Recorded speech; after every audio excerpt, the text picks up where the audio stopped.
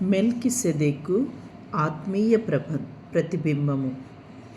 మెల్కీసెదెకు యాజకత్వము. ఆదికాండము 14వ అధ్యాయం 18-20 వచనములు.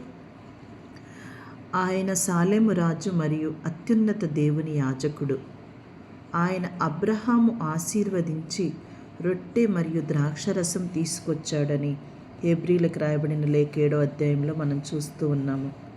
మెల్కీసెదెకు నీతిరాజు, శాంతిరాజు.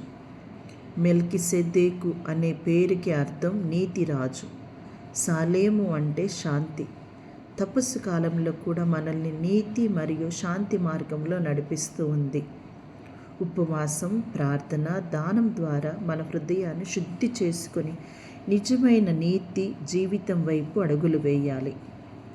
రెండవ అంశము రొట్టె మరియు ద్రాక్షరసము.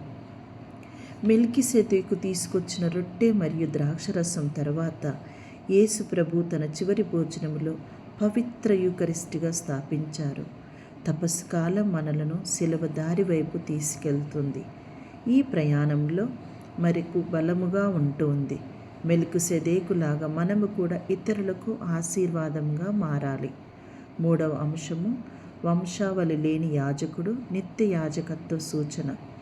హెబ్రీ 7 ప్రకారము మెల్కీసెదెకు వంశావళి లేనివాడిగా చూపబడ్డాడు.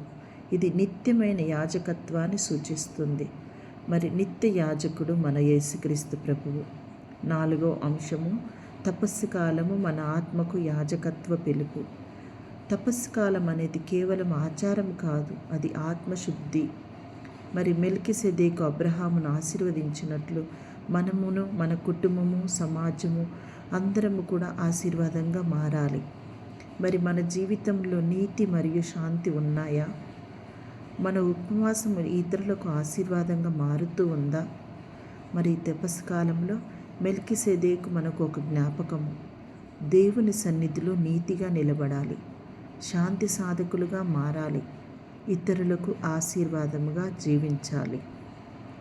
మరి మెల్కీసెదెకు నీతికి, పశ్చాత్తాపానికి, మనకి యాజకత్వంగా నిలుస్తూ ఉన్నాడు. కాబట్టి మన హృదయంలోని అహంకారము, అసూయ, కోపము తొలగించినప్పుడు మాత్రమే నిజమైన నీతి, శాంతి మనకు వస్తాయి. కాబట్టి మనం మన హృదయాన్ని పరిశీలించుకుందాము. నిజంగా శాంతి కలిగించే వ్యక్తిగా జీవించుటకు ప్రయాసపడదాము. తపస్సు కాలము శిలువ దారిలో నడిపిస్తుంది. ఆ దారిలో మరి మనం ఆ యూకరిస్ట్ వైపు చూస్తూ సాగుదాము. ఆమేన్.